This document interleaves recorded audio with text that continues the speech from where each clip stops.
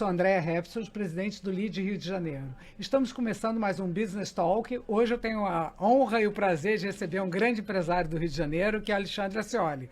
Ascioli é um empresário carioca com destaque no Brasil todo e até internacional. Ele é conhecido pela sua capacidade de inovação, pela sua visão empreendedora, foi fundador da rede de academias, que é a Bodytech, revolucionou completamente o mercado de fitness brasileiro e ele tornou essa marca uma referência nacional, né? Além de ter toda a parte de tecnologia, modernidade, ele trouxe para isso. E hoje ele tem vários outros empreendimentos, e é sobre isso que a gente vai conversar.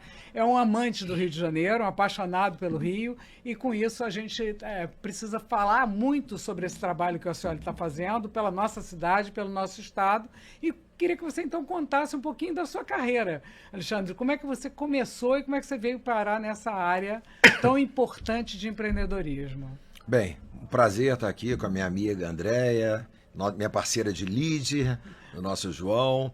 Enfim, eu sempre fui um carioca, eu sempre empreendia na minha vida inteira, né? Eu acho que o empreendedor, ele vem por vocação ou vem por necessidade.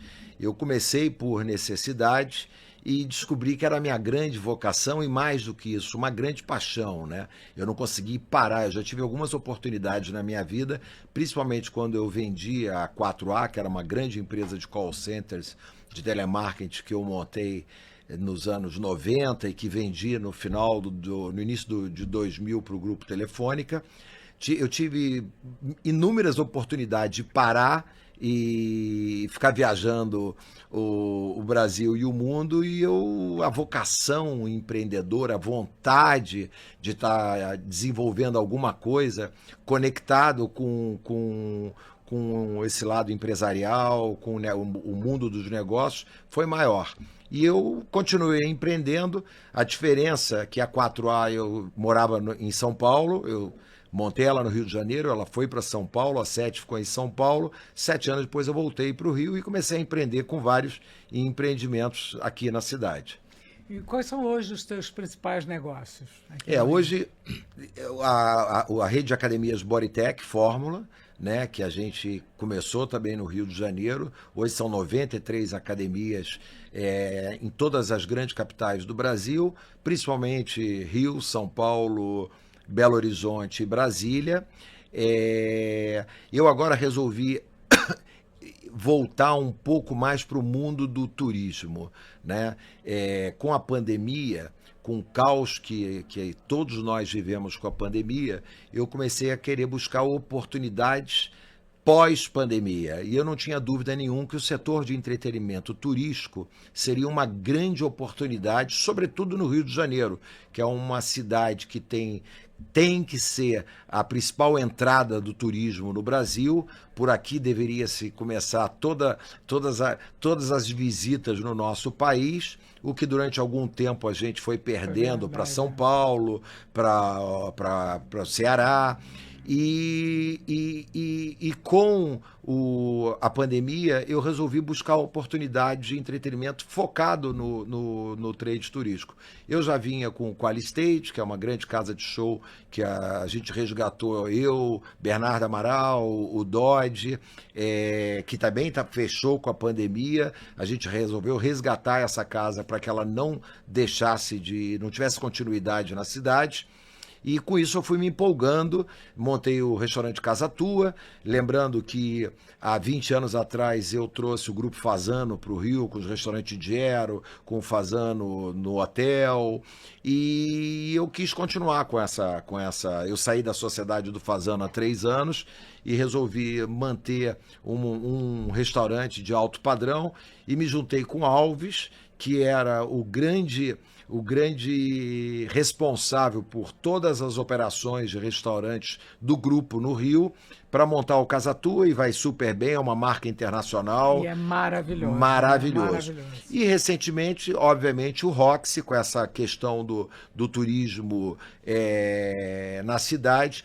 eu comecei a perceber que o Rio recebe milhões e milhões de turistas. O ano passado foram 15 ou 16 milhões de turistas, 1,5 milhão de turistas estrangeiros, 13 milhões e meio de turistas vindo de todas as partes do Brasil. Esses turistas vêm para a cidade, ficam em média 3, 4 noites na cidade e não tem absolutamente nada para fazer, a não ser os botequins e bares. Nada contra os botequins e bares, mas você não tinha...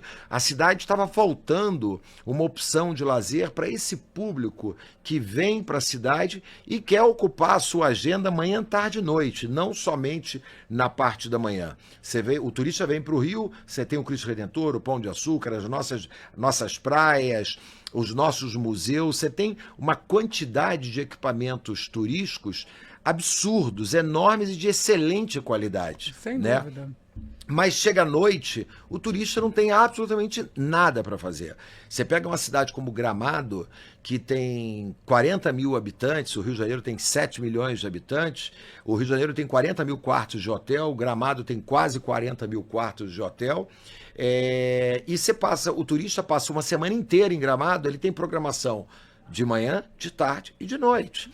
O Rio ele precisa que tenham investimentos em grandes equipamentos para o lazer noturno, para toda a família. E aí me veio a ideia de realmente buscar uma alternativa diferenciada, ou seja, tentar fazer uma coisa diferente que possa trazer uma experiência melhor para esse turista que vem para a cidade. E aí eu, junto com meus sócios, o Dodge, o Sicão, nós pegamos o antigo ponto do Cinema Roxy, que tem uma história absurda na cidade, participa da nossa memória afetiva de todo o carioca, um espaço icônico, né? O Cinema Nacional passou por aquela sala de cinema, foi inaugurado em 1930, nós restauramos aquele imóvel a 1930, só que em vez de ser cinema, voltamos a ser um cine-teatro com um dinner show, como tem hoje nas principais capitais turísticas do mundo. Você vai para Paris, você tem o Moulin Rouge, o Crazy Horse, o Lido, você vai aqui, o mais próximo que nós temos aqui é o Senhor Tango e outras tantas casas em Buenos Aires. E no Brasil não tem nenhuma casa com esse gênero, né? E a gente montou realmente uma experiência em que o público ele pode visitar, ele vai ter uma experiência que é um jantar com toda a gastronomia brasileira, com chefes de todos os cantos do Brasil, com um musical que a gente leva o público a fazer uma linda viagem imersiva por todo o país através da nossa música, a nossa dança, enfim, a nossa cultura de uma forma geral, criado e dirigido por Abel Gomes, que foi o realizador, o criador e o diretor da abertura e encerramento das Olimpíadas de 2016. Então o espetáculo, muitas pessoas vão lá, assistem o musical, falam assim, isso aqui é padrão Broadway. É imperdível. É imperdível, padrão Broadway. Eu digo que é melhor, porque a Broadway não tem ninguém que tenha uma diversidade cultural e artística como nós temos, né? No Roxy você tem o funk, tem o carnaval, tem o samba, tem o frevo, tem o axé, né? Então você tem a música sertaneja. Então realmente a gente leva o público para um passeio pelo país. As pessoas saem de lá literalmente emocionadas. Não, e é super inovador, né? Porque aquele telão é um negócio espetacular. Você entra São 210 metros de painel de LED. Aquele painel de LED ele é preso em cima de 5 gavetas. Dentro de cada gaveta, como você viu, tem elevadores, que nós temos um elenco de 60 bailarinos, entre percussionistas, bailarinos e 9 cantores. Incrível. Interagindo com aquelas imagens que são todas autorais também. Nenhuma imagem daquela é arquivo de ninguém, ou seja, nós montamos um time liderado pelo Igor, uma equipe que rodou o Brasil, captando aquelas imagens para poder levar a experiência imersiva para dentro do Roxy. Incrível, aquele vídeo então foi produzido especificamente. Todo produzido. Ele é um drone de 2 metros com uma câmera de alta produção nesse drone, com um super piloto de drone e foi para a Amazônia e rodava pela Amazônia com drone, São Paulo. Então, todas as imagens foram captadas pelo time do Igor, viajando pelo Brasil, trazendo imagens autorais para o espetáculo. Não, realmente é imperdível. Eu acho que sem contar o figurino, um presente, né, para o Rio de Janeiro. O figurino Leonardo Bora e Gabriel Haddad, que é o carnavalesco da Grande Rio, a diretora de movimento é a Priscila Mota e o Rodrigo Neri, que são os carnavalescos vencedores da Viradouro o ano passado, a direção do Abel Gomes, a direção musical do Pretinho da Serrinha e o roteiro do gênio espetacular Leonardo Bruno, que tem 10 livros publicados sobre a música brasileira. Enfim, é um time muito forte, muito potente. A maioria deles estrearam em musicais no Roxy, né? Então eu estou muito feliz com esse projeto. Não, e o produto é espetacular. Por falar em coisas espetaculares para o Rio, conta um pouco aí do projeto do Jardim de Alá. Bem, isso é uma outra. É um outro desafio. São os desafios de carreira aqui. O Jardim de Alá é uma área que quem é do Rio de Janeiro conhece bem. É uma área que integra e fica entre Leblon e Ipanema, entre Lagoa e a orla da Zona Sul do Rio de Janeiro.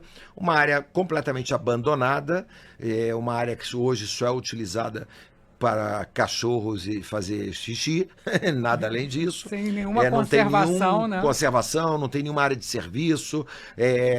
À noite é uma área gradeada, eles trancam porque ninguém pode ter acesso ali, e acabou que virou uma área muito perigosa na cidade. Virou não, sempre foi uma área muito perigosa na cidade. É uma área que tem uma pequena Cracolândia, é uma área, enfim, é uma área que hoje divide os bairros do Leblon e Ipanema. Não, é uma área extremamente nobre, né? Uma localização impressionante. É uma das áreas mais importantes do Rio de Janeiro. E há 3 anos nós fizemos um projeto, na verdade o projeto já existia, criado pelos arquitetos Miguel Pinto Guimarães e Sérgio Caldas, que em 2014 chegou a fazer um projeto paisagístico para o final das obras do metrô, para a Copa de 2014, que era um projeto paisagístico da área e não foi adiante.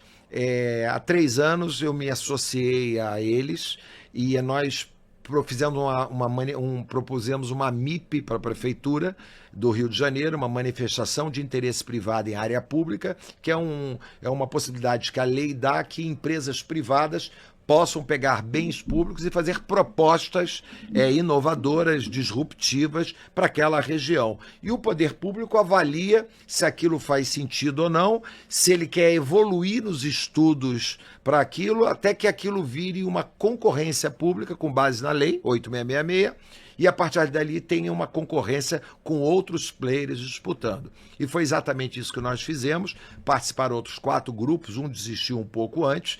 Nós fomos vencedor com o nosso projeto, que nós vamos transformar aquelas praças, que hoje são praças abandonadas num parque com 95 mil metros quadrados de área verde, né?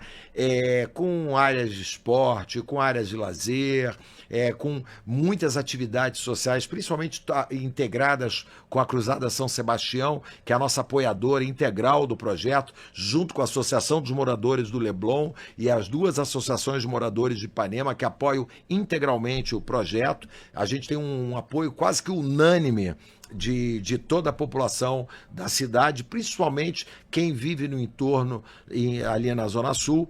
E nós vamos fazer um bulevar, que nós vamos ter restaurantes, cafés, lojas voltadas para serviço, que não tem nada a ver com shopping center. Uhum. Eu costumo dar uma referência, quem conhece o Porto Madeiro em Buenos Aires conhece aquilo e sabe que aquilo não é um shopping center, é uma área grande com opções de lazer e de entretenimento para a população. Ou seja, a gente tem que ocupar aquela área, tem que fazer com que aquela área seja uma área de destino, que as pessoas vão para lá, possam almoçar, possam tomar um café, possam passear. Então, essa é a intenção do projeto. O projeto, nós já estamos há 2 anos com esse projeto. Nós estamos agora praticamente preparado para começar a obra. No entanto, tem uma liminar pedida pelo Ministério Público da cidade, questionando vários pontos o que é legítimo. O Ministério Público está aqui para fazer o papel dele, enfim, que é legítimo.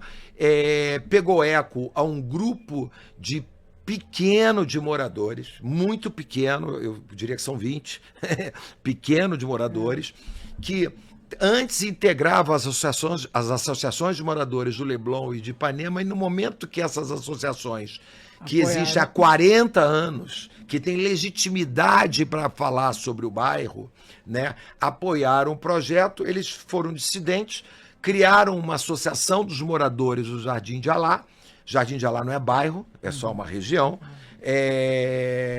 que foi criada há 2 anos, em final, acho que outubro de 2023, exclusivamente para combater o projeto. E quando a gente pega ali a maioria das pessoas que brigam contra o projeto, são pessoas que moram ali na frente, que não tem vaga de estacionamento no seu prédio e que vai perder a vaga de estacionamento, que onde é estacionamento de carro hoje, vai virar parque, vai virar verde, vai virar área permeável, área pública. Então você tem alguns comerciantes ali, principalmente restaurantes, que ocupam aquela área, utilizando mais de 200, 300 carros em cima das calçadas, sem pagar nada para o poder público, e cobrando por esse estacionamento. É verdade, eles cobram. E cobram por esse estacionamento. Isso vai acabar. E é uma pena que eles não têm nem um princípio de parar para pensar que eles vão triplicar o público dele, que aquilo vai virar uma área extremamente ocupada não só por toda a população da Zona Sul, mas por população de várias áreas da cidade, principalmente para o turista. Vai ser mais um ponto turístico na cidade. Então, mas eu estou muito animado com esse projeto. A gente agora já atendeu todos os pré-requisitos judiciais e a gente está aguardando com toda a ansiedade possível para que a justiça libere e a gente possa finalmente iniciar as obras do parque. Eu não tenho dúvida que vai ter que liberar. Como todos os cariocas, eu nunca vi aquela área arrumada. A gente que nasceu e foi criado no Rio de Janeiro, ali nunca estava. Então, é uma oportunidade, é um presente isso para a cidade. Com certeza vai ser resolvido. Andréia, eu sou carioca, eu vivo na cidade sempre. Mesmo quando eu morei em São Paulo, quinta, sexta, sábado, domingo, eu estava de volta na cidade. Exatamente. Tá? A primeira vez que eu entrei no Jardim de Alá foi agora, quando eu comecei a pensar junto com o Miguel, desenvolvi aquele projeto, que eu fui entrar no Jardim de Alá e conhecer ele em loco, porque até então eu não conhecia. Quando eu tinha o restaurante Gero na Aníbal de Mendonça, e a gente não conseguia atrair durante o almoço, quem diria o jantar, público das pessoas que moram e trabalham do outro lado do canal, no Leblon, que é só atravessar uma ponte. A gente não conseguia atrair aquele público, porque o público tinha que vir de carro, porque tinha medo de atravessar o parque. Isso nos obrigou a montar, na época, um Gero no Shopping Leblon. Quer dizer, a gente com menos de 3 quadras de distância tinha 2 restaurantes, porque era a maneira que a gente tinha de pegar o público do Leblon e de Ipanema para aqueles que tinham medo de transitar pelo Jardim de Alá. Então, mais uma vez, é um presente para a cidade do Rio de Janeiro que tem que ser resolvido. Agora, como é que você define um empresário? Assim? Quais são as suas dicas para as pessoas que querem empreender e querem ser empresários no Rio de Janeiro? Porque não é para amadores, não é isso? Como se diz. Não, eu acho que você empreender... Eu me considero um empreendedor, né? Claro que o empreendedor e o empresário, eles se misturam, mas eu tenho um veio muito de empreender, o próprio nome diz, né? O Valtinho Moreira Salles é um empreendedor brilhante, acabou de fazer um filme, Ainda Estou Aqui, que pegou um projeto, pegou uma história contada, foi lá e adaptou o roteiro, montou, no caso ele mesmo dirigiu, montou uma equipe de produção para pegar aquela história do Marcelo e transformar, da família Rubens Paiva, e transformar num filme. E a partir dali o filme ficou pronto, ele continua o empreendimento dele com um boné de empreendedor, porque eu costumo falar que um produtor de um longa-metragem, ele é um empreendedor. Com certeza. Ele pega uma história e faz virar um filme, contar aquela história, né? E agora ele continua empreendendo, rodando o mundo, conseguindo mais e mais apoiadores para que a nossa Fernandinha e o próprio filme recebam o merecido Oscar. Então, isso para mim é um empreendedor, né? É claro que ele tem um papel de empresário, porque o filme mexe com finanças, mexe com investimento, mexe com contabilidade, mexe com questões jurídicas. Então, eu acho que o empreendedor, ele tem essa característica. O empresário, ele não só tem a característica do empreendedor, mas ele administra e segue participando de atividades empresariais, seja através de seus conselhos, das suas, enfim. Então eu sou muito voltado, eu me considero muito empreendedor. E, repetindo, às vezes eu mesmo me confundo com a diferença de um e de outro. Eu tomo a iniciativa, eu começo, eu pego uma ideia ou uma oportunidade e invisto nesse projeto, tá? Aí, quando você fala empreender na cidade do Rio de Janeiro, aí eu vou te falar... Eu vou falar uma coisa aqui que eu falo até de certa forma. Se eu estivesse fazendo o Roxy em São Paulo, eu tinha 1 ano de fila. Eu não tenho dúvida nenhuma. É verdade. Eu tinha 1 ano de fila de pessoas querendo ver o Roxy. E não é com turistas, não. É com cidadão paulista. Tá? O Rio de Janeiro, ele tem uma coisa... Eu vou pegar o Roxy como exemplo. O Roxy, como exemplo, a cada 10... Todo carioca conhece o Roxy. Acima de 35 anos, todo mundo conhece o Roxy. A gente teve uma ampla exposição de mídia, de imprensa, de todas as formas. As pessoas sabem o que está acontecendo no Roxy, né? De uma forma geral. Aí você pega o seguinte, a cada 10 pessoas... acham que o Roxy é uma casa... 5 em 10 pessoas pensam que o Roxy é uma casa de show que fica esperando. Qual vai ser a programação? Vai ter Roberto Carlos, vai ter Gilberto Gil, vai ter Tiaguinho, vai ter Lulu Santos. É legítimo, é comunicação, com o tempo eu vou conseguir ajustar isso, tá? Agora, os outros 5 falam simplesmente, o Roxy é uma casa para turista. E aí, porque é uma casa para turista... Ele não frequenta, ele não vai, é aquele clichêzinho de mulata sambando com tic-tum, com ziriguidum. Não é, o Roxy não é isso. É um espetáculo. É um super musical que eu sou capaz de dizer que você conta a dedo na Broadway, musicais que têm o mesmo investimento financeiro que teve naquele espetáculo. Ninguém constrói uma casa com 4.400 metros, faz um restauro de uma casa há 80 anos atrás e em função do espetáculo. Toda a obra que nós fizemos ali é em função do espetáculo Aquele Abraço. Você vê que o palco abraça a plateia é abraçada pelos artistas, é um show interativo. Então, e aí eu falo, o carioca que já foi assistir, volta, indica e vira o nosso maior advogado. Porque ninguém melhor do que vender as nossas coisas do que o próprio cidadão. Né? Porque o carioca recebe um amigo que vem de fora, o carioca tem que vender a cidade do Rio de Janeiro.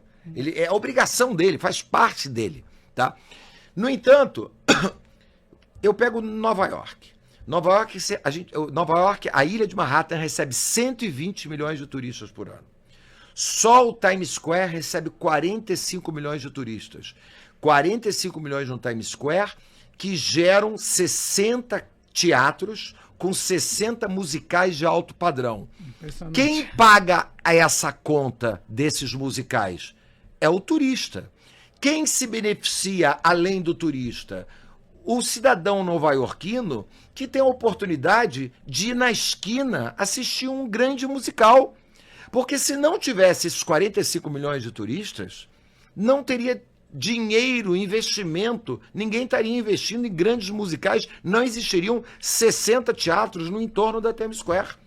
Então, o Roxy é a primeira iniciativa no Rio de Janeiro que um carioca pega um avião daqui para ir assistir um musical lá fora, antes assiste o musical que tem aqui. E eu garanto para eles que quando chegarem lá vão falar, e o nosso é melhor. Porque o nosso não só uma equipe criativa espetacular, os maiores talentos do mundo participam desse espetáculo, como a nossa diversidade cultural. Então, você tem duas maneiras de investir em megas produções, né? No Brasil, ou é dinheiro incentivado, são as leis de incentivo, porque isso faz com que o ticket tenha um preço menor, ou o turista. Não tem jeito. Então, eu acho que o Rio, a gente precisa apoiar todos aqueles que queiram empreender, não parar com essa coisa que o Casa Tua, na minha opinião e na opinião da grande maioria, é um dos melhores restaurantes do Rio de Janeiro. Ele está entre os 5 melhores restaurantes do Rio de Janeiro. E quem ajuda a pagar essa conta é turista. Se não fosse turista, não teria um investimento daquele. A mesma coisa no setor de hotelaria, é tudo. A gente depende do turista. A economia, a geração de renda local depende do turista. E a gente tem que abraçar isso de uma forma positiva. A gente tem que incentivar. O carioca fala do carnaval e do Rock in Rio com toda a propriedade do mundo. É meu. Mas quem banca o Rock in Rio e o Carnaval do Rio são 70% de turistas que vêm de todas as partes do mundo para assistir. Porque se fosse só pelo carioca, esses eventos seriam micros, ou não existiriam. Então, assim, a gente tem que ter a gente tem que apoiar as nossas. E eu falo isso até porque eu sinto isso. Muita gente. Porque o espaço é para turista, eu não vou. E eu faço essa crítica a mim também. Porque quando eu tinha o Plataforma no Leblon, eu falava, aquilo é para turista. E eu nunca fui no Plataforma. Nunca fui, porque eu tinha um pensamento... De que não era... Não, aquilo é para turista, então eu não vou... Eu me incluo nisso. Mas hoje, eu vendo o que está sendo feito no Roxy e tantas outras coisas bacanas que tem no Rio de Janeiro e pode acontecer, a gente tem que fazer pensando no turista sim, porque se não pensar no turista, nós vamos ter baixo investimento na nossa arte, na nossa cultura, ou mais do que isso, vamos ficar dependendo de dinheiro incentivado. Não, eu acho que é orgulho de E o Roxy não tem dinheiro incentivado, não, tá? O Roxy é um orgulho para a cidade. Eu acho que é uma coisa espetacular, de um nível incrível e todo mundo precisa conhecer. Parabéns aí pela iniciativa, pela coragem, né? Acima de tudo, pela coragem, mas com certeza é um equipamento que vai decolar e cada vez está sendo mais conhecido. É espetacular, é sensacional o espaço. Agora, você hoje, com a economia do jeito que está, o que você vê como tendências de mercado acontecendo? É tudo muito assustador, né?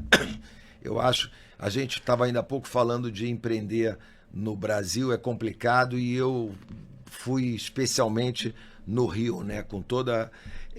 mas quando a gente olha, quando eu penso que quando eu comecei a fazer por exemplo, 2 projetos recentes, o Roxy e o Jardim de Alá, tem 2 anos e meio que eu estou mergulhado nesse projeto. Quando eu comecei com esses projetos, era um projeto que a gente tinha um CDI decrescente, né? Uma expectativa econômica muito melhor, os spreads bancários menores.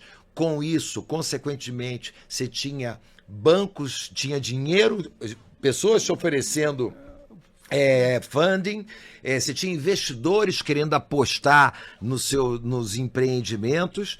Bem, o que mudou 2 anos depois? Não sabemos se vamos terminar esse ano com 15% ou 16% de CDI. Impressionante. Os spreads bancários podem ir de 3% a 9%. Quem tem dinheiro não empresta. Quem tem dinheiro não quer investir em nada, não quer comprar um apartamento, prefere alugar de aluguel, morar de aluguel e ficar ganhando, aplicando dinheiro. Esse é o país. Infelizmente, esse é o país. E eu, como todo empreendedor, tem que ser otimista. Acho que a primeira regra de um empreendedor. Se ele não for um entusiasmado, se ele não for um cara que tenha convicções nas suas próprias crenças e não tiver otimismo, ele não pode ser empreendedor. Porque eu estou aqui conversando, eu estou aqui numa luta diária para conseguir começar as obras do Jardim de Alá, eu vim numa luta diária para fazer o Roxy, eu tive gente abraçando o Roxy. Salve o cinema, não podem fazer, salve o cinema, gente. Deixem o prédio abandonado. Deixa o prédio abandonado com o mendigo ali embaixo, um imóvel privado, um imóvel privado que é da família Severiano Ribeiro. Então, assim, a gente vê umas coisas que, assim, eu vou usar aqui um pouco até o meu linguajar, dá bode, sabe? Dá bode. Vontade de... tem que ter muito coragem, né, para você. Tem que ter muito otimismo. Então, hoje, se você fala assim, como é que você vê hoje toda a nossa situação econômica, vê os jornais, dá bode. Dá bode, mas o meu lado otimista é maior, isso me dá força, até porque eu não quero parar por aqui, obviamente, o empreendedor, por algumas vezes eu brinquei, quando inaugurar o Roxy, eu fiquei desocupado se não começar as obras do Jardim de Alá, porque eu não vou ter o que fazer. O que eu gosto, por exemplo, eu sou sócio do grupo Bodytech, mas eu ajudei a criar a Bodytech, fazer o produto Bodytech, o conceito Bodytech, posicionar a Bodytech dentro do mercado de público high-end, né? Mas de lá para cá, toda tocada pelo meu sócio Urquiza, que é o presidente da empresa, que toca aquilo brilhantemente. Eu participo das reuniões de conselho, das decisões estratégicas, mas o meu prazer é entrar dentro da Bodytech, é treinar, e tal, e não mais eu já empreendi onde eu tinha que empreender. Agora é a multiplicação dela. Como é que a gente faz não ter mais 100 academias, ter 200, ter 300? Como é que vamos crescer? Como? Mas isso, para mim, deixou de ser um lado empreendedor. Isso já passa a ser um lado empresarial que está dentro do veio do negócio desenvolver e buscar o crescimento daquela atividade. Não, isso é sensacional, né? Porque realmente a veia de empreendedor é a veia do desafio, né? Da criação, né? E depois, então, do Jardim de Alá, quais são as próximas? E uma coisa engraçada, né? O Jardim de Alá está 50 anos abandonado. Se fosse fácil, ele não estaria 50 anos abandonado. E isso faz... E eu tenho um grupo de sócios no Jardim de Alá que o Jardim de Alá virou uma vocação. Deixou de ser um projeto empresarial, sabe?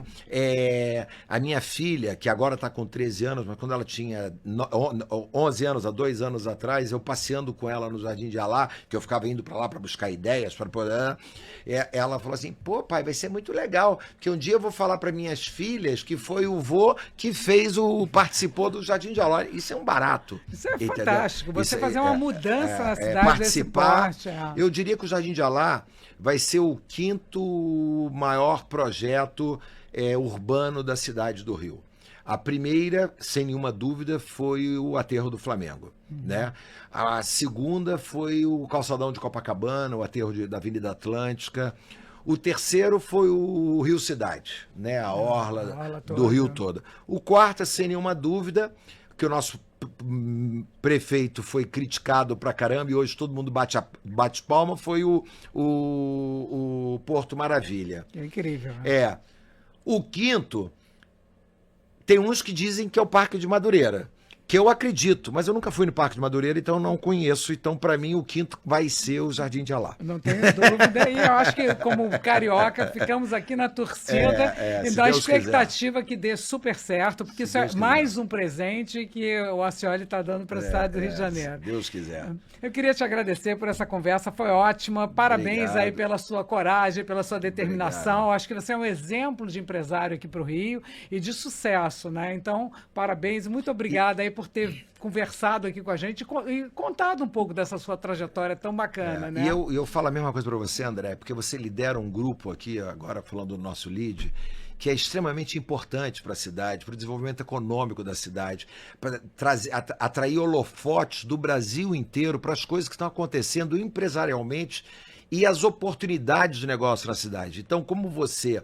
Eu sei que aqui não é um programa do LEAD, mas como você é presidente do LEAD no Rio de Janeiro, eu fico honrado, primeiro, de participar do LEAD e, segundo, de ver uma iniciativa liderada por você, uma segunda, que agora é o teu podcast, né, pensando no desenvolvimento da cidade. Eu estou sempre aqui, é só avisar. Muito obrigada.